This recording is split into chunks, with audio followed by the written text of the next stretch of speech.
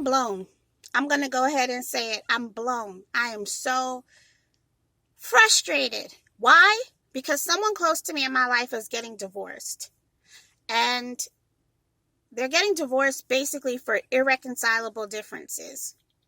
And it has only escalated in their marriage. The issues have escalated to what they both believe is a point of no return.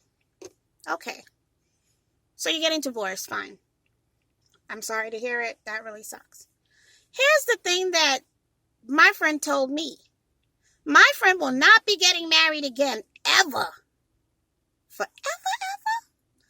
Because in the eyes of God, my friend believes that they are still married.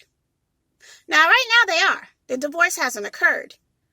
But after the divorce happens, this person is never going to even date or even try to achieve the love that they set out to achieve and achieve the relationship that they set out to achieve with this other person that has ultimately failed. And why? Because they are Christian and they believe that in the Bible, well, it says in the Bible, you are always going to be married. I think unless someone steps outside of the marriage and commits adultery, in the eyes of God, you are still married. I just find that interesting. Like, I just believe that God is all-knowing and God is wise. So I just don't really believe that God is going to be that daggone petty. Like, does this sound terrible? I'm saying I don't think God is going to be petty and he's going to be like, nah, you can't get married. I know that your spouse was a douche, but no. Because you should have stayed with that douche for life. You should have put up with that emotional abuse. Because it wasn't adultery. Was the emotional abuse adultery? There's nothing even in the Bible about if your spouse hits you. So you mean to tell this tells you how old this doctrine is, that it's like, okay, so God is really gonna be sitting there and he's gonna be like,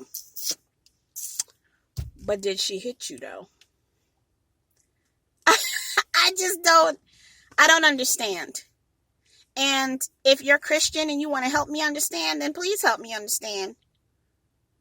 But I understand the reason why it's till death do you part and those vows are made is because if people truly took them seriously, then they would put more thought into who they marry.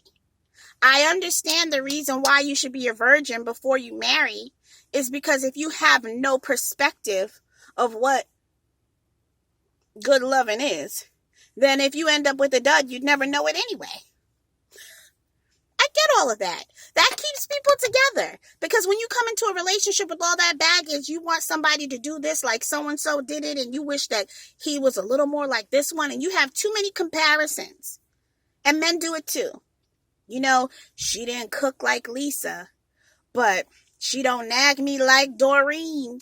Like, you know, we have way too much experience. And so you sometimes bring that into relationships, it can be toxic. Sometimes experience is a fantastic thing. But sometimes lack of perspective will be the protection you need so that you don't stray, because curiosity is a mean summer.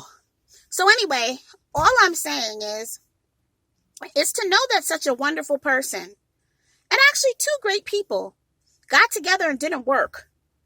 And one of them is going to put their entire life on hold forever because something didn't work, and because on a page that they read that was written so long ago, when times have changed.